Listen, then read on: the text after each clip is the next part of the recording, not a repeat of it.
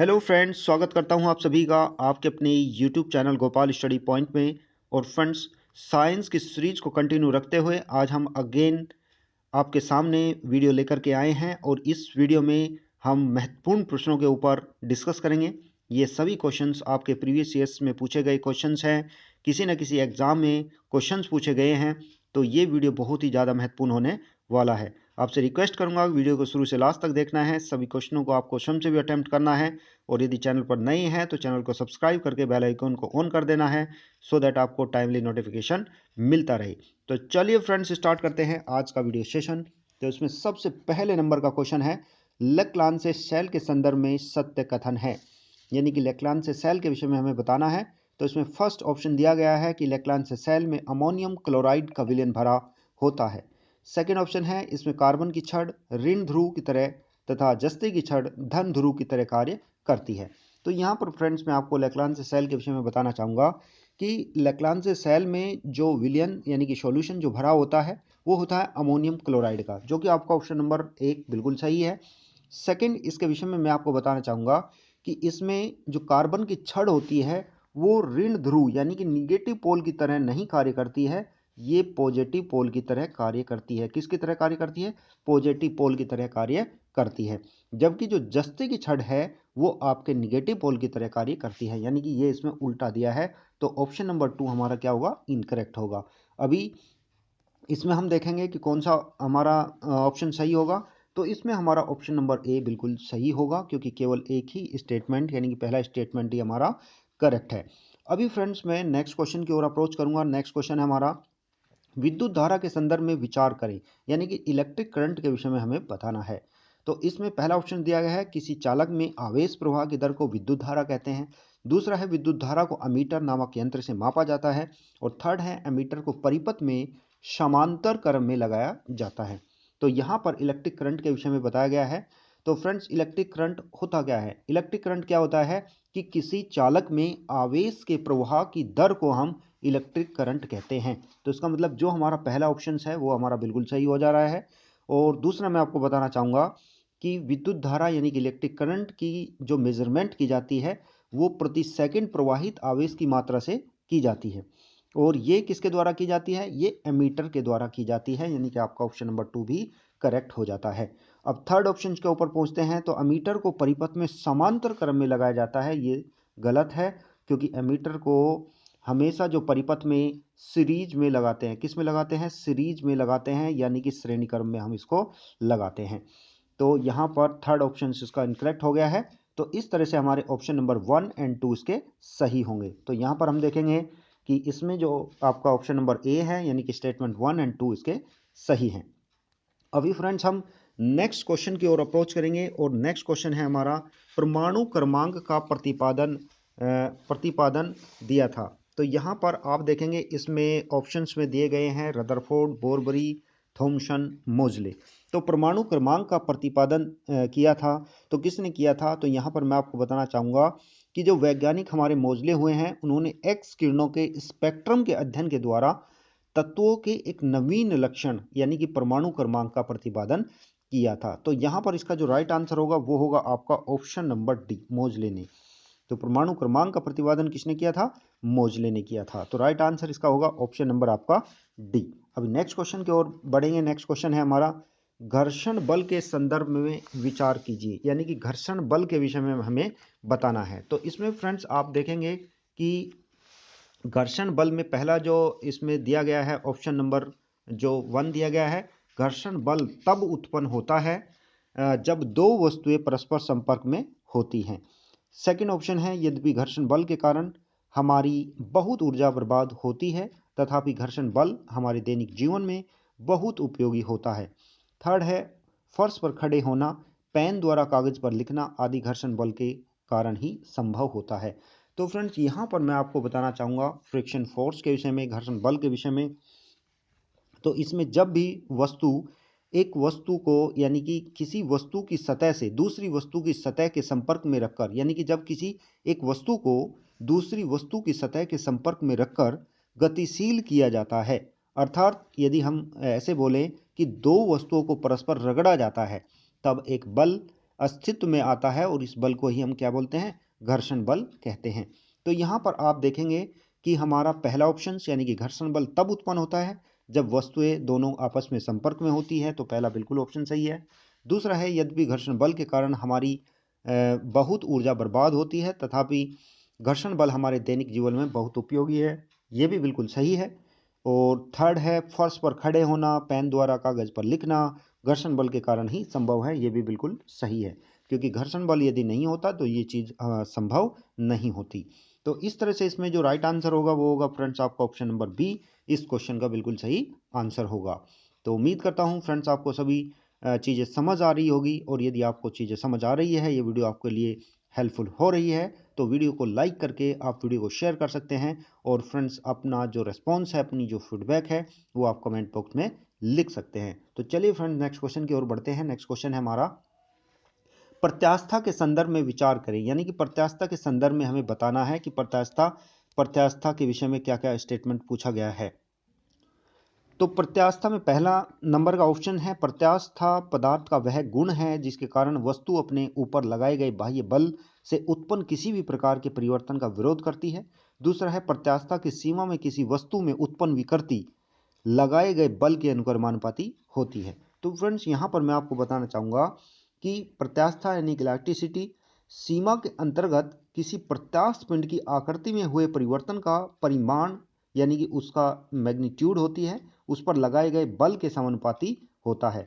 यानी कि उसका जो मैग्नीट्यूड है वो उस पर लगाए गए बल के समानुपाती होता है। तो यहाँ पर मैं बताना चाहूँगा कि प्रत्यास्थ पदार्थ का वो गुण है जिसके कारण वस्तु अपने ऊपर लगाए गए बाह्य बल से उत्पन्न किसी भी प्रकार के परिवर्तन का विरोध करती है। तो यहाँ पर जो आपके ऑप्शंस आपको दिखाई दे रहे हैं, दोनों के दोनों जो ऑप्शंस है वो दोनों ही करेक्ट है, यानी कि option number 1 and option number 2 दोनों ही हमारे करेक्ट ऑप्शंस हैं। तो इस तरह से हमारा ऑप्शन नंबर यहाँ पर सी बिल्कुल सही आंसर हो जाता है। तो आपको प्रत्यास्था के विषय में बताया, इलास्टिसिटी के विषय में बताया, यानी कि पदार्थ का वो गुण होता है जिसके कारण वस्तु अपने ऊपर लगाए गए बाह्य बल से उत्पन्न किसी भी प्रकार के परिवर्तन का विरोध करती है। और दूसरा इसमें बताया गया है कि प्रत्यास्था की सीमा किसी वस्तु में उत्पन्न विकृति लगाए गए बल के अनुक्रमानुपाती होती है, यानी कि दोनों स्टेटमेंट करेक्ट है। नेक्स्ट क्वेश्चन की ओर अप्रोच करेंगे, बल के संदर्भ में विचार कीजिए। यानी कि बल के संदर्भ में फोर्स के विषय में हमें बताना है। तो यहाँ पर दो क्वेश्चनों के माध्यम से पूछा गया है, दो ऑप्शंस के माध्यम से इसके विषय में। तो यहाँ पर पहला ऑप्शन है, बल किसी वस्तु की स्थिति या आकार में परिवर्तन कर देता है या परिवर्तन करने की कोशिश करता है। दूसरा है, बल एक सदिश राशि है जिसको व्यक्त करने के लिए परिमाण के साथ साथ दिशा की भी जरूरत होती है। तो यहाँ पर फ्रेंड्स मैं आपको बताना चाहूँगा कि बल एक सदिश राशि है, यानी कि वेक्टर क्वांटिटी है, ये बिल्कुल सही बात है। दूसरा क्या है, बल को यानी कि व्यक्त करने के लिए परिमाण व दिशा दोनों की जरूरत होती है, क्योंकि एक सदिश राशि है और बल के द्वारा किसी वस्तु की स्थिति या आकार में परिवर्तन होता है या परिवर्तन करने की कोशिश की जाती है। तो ये भी बिल्कुल सही है। तो फ्रेंड्स इस तरह से हमारे दोनों ऑप्शंस बिल्कुल सही हैं, यानी कि आपका ऑप्शन नंबर सी इस क्वेश्चन का बिल्कुल सही आंसर होगा। नेक्स्ट क्वेश्चन की ओर बढ़ेंगे। नेक्स्ट क्वेश्चन है, हाइड्रोकार्बन है, यानी कि हाइड्रोकार्बन किसे कहा जाता है। फ्रेंड्स ये सभी जो क्वेश्चंस हैं हमारे अकॉर्डिंग टू सिलेबस हैं, क्योंकि उसमें केमिस्ट्री का पोर्शन और आपके जो भौतिकी का पोर्शन है उन सभी से क्वेश्चंस हमने यहाँ पर लिए हैं। तो आपसे मैं रिक्वेस्ट करूँगा कि आपको वीडियो को बड़े ध्यान से देखना है और सभी क्वेश्चनों को बहुत अच्छे से अटैम्प्ट करना है। यही क्वेश्चंस बार बार परीक्षा में पूछे जाते हैं और ये आपके लिए बहुत ही ज़्यादा महत्वपूर्ण प्रश्न है। तो यहाँ पर आप क्वेश्चन नंबर 7 को देखेंगे, हाइड्रोकार्बन है, यानी कि हाइड्रोकार्बन क्या होता है। तो यहाँ पर फ्रेंड्स आपको ऑप्शंस दिए गए हैं, हाइड्रोजन व कार्बन के यौगिक, हाइड्रोजन ऑक्सीजन व कार्बन के यौगिक, हाइड्रोजन व कार्बन के बीच विद्युत संयोजी बंध से बने यौगिक, या फिर उपरोक्त में से कोई नहीं।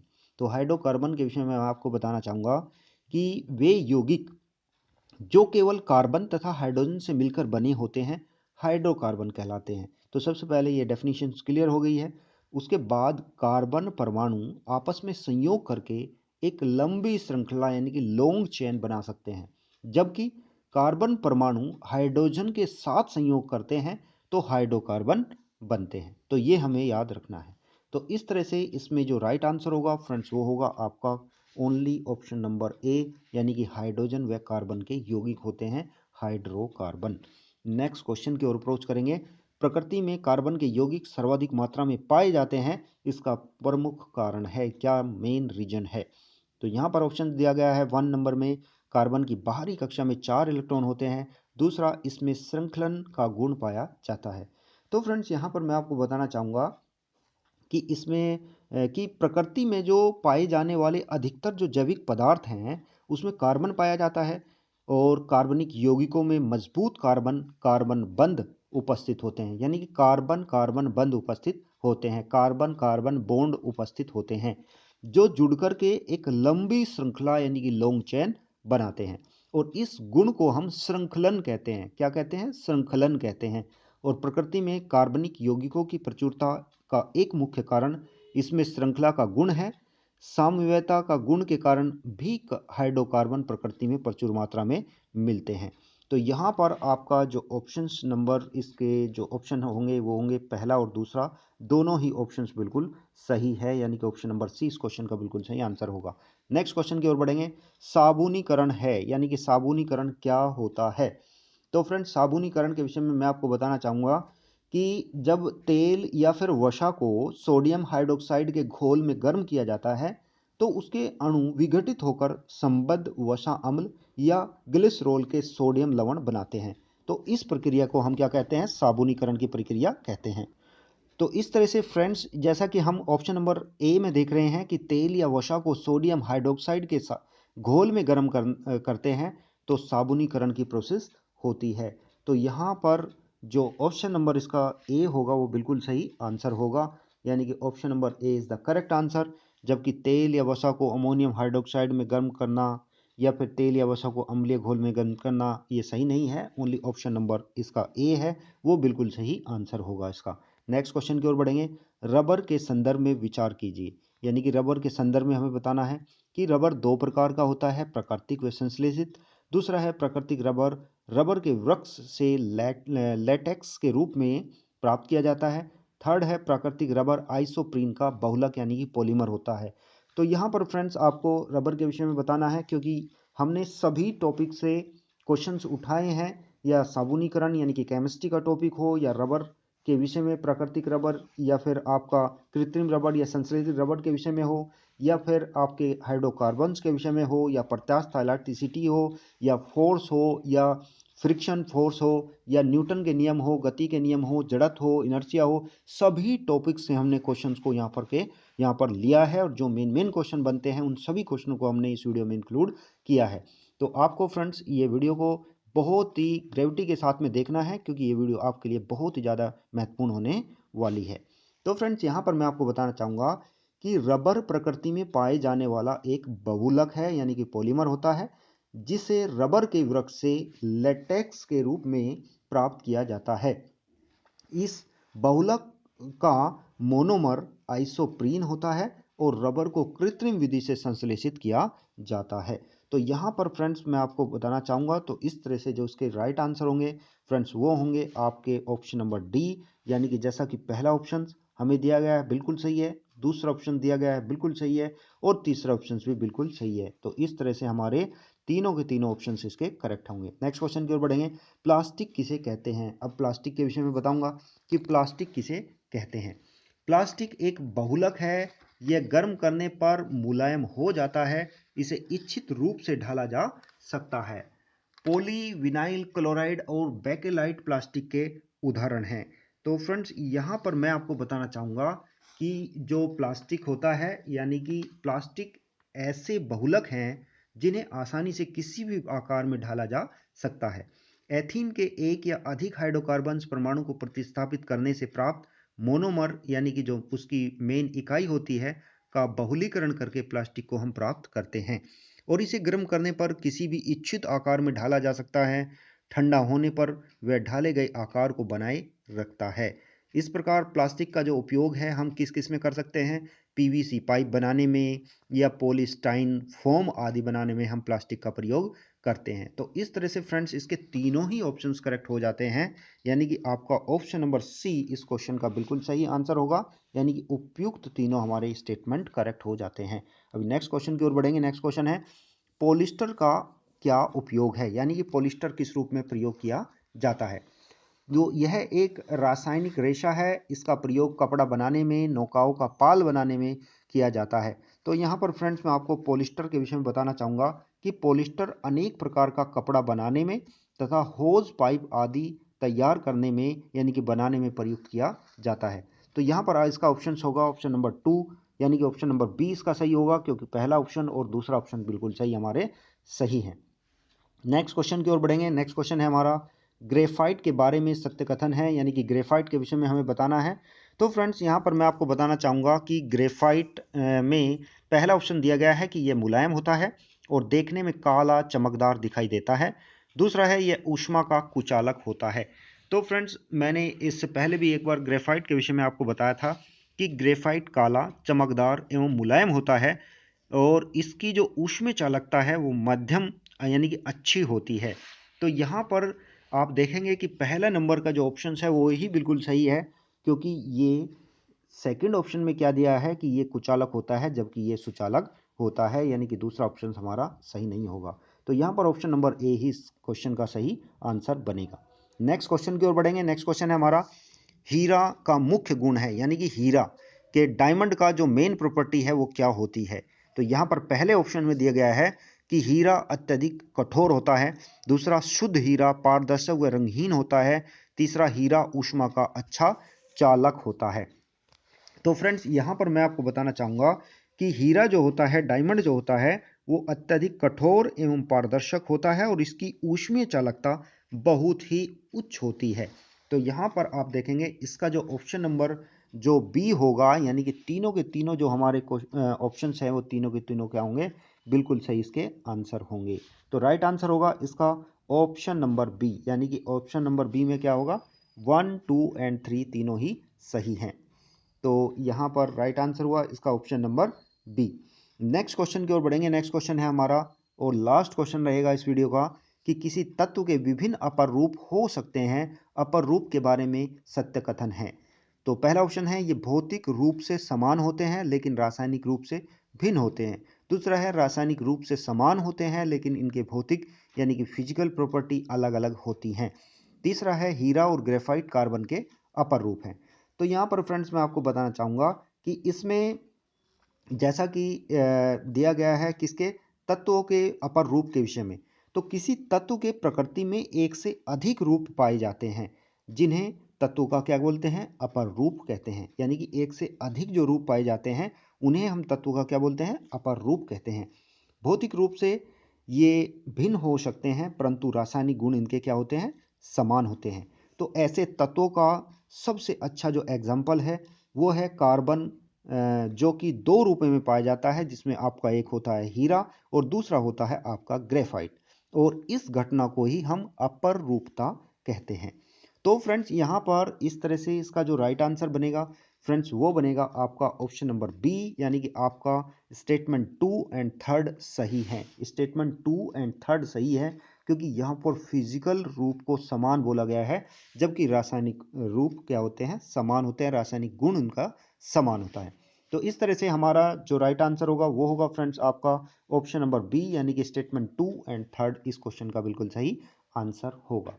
तो फ्रेंड्स इस तरह से हमने 15 क्वेश्चंस के ऊपर डिस्कशन किया है और मैं उम्मीद करता हूं कि ये वीडियो आपको बहुत अच्छा लगा होगा, क्योंकि हमने सभी क्वेश्चंस को, बहुत ही महत्वपूर्ण क्वेश्चनों को इस वीडियो में इंक्लूड किया है और ये सभी क्वेश्चंस किसी न किसी परीक्षा में पूछे गए प्रश्न हैं और आगे भी आगामी परीक्षा में पूछे जाने की पूरी पूरी संभावनाएं हैं।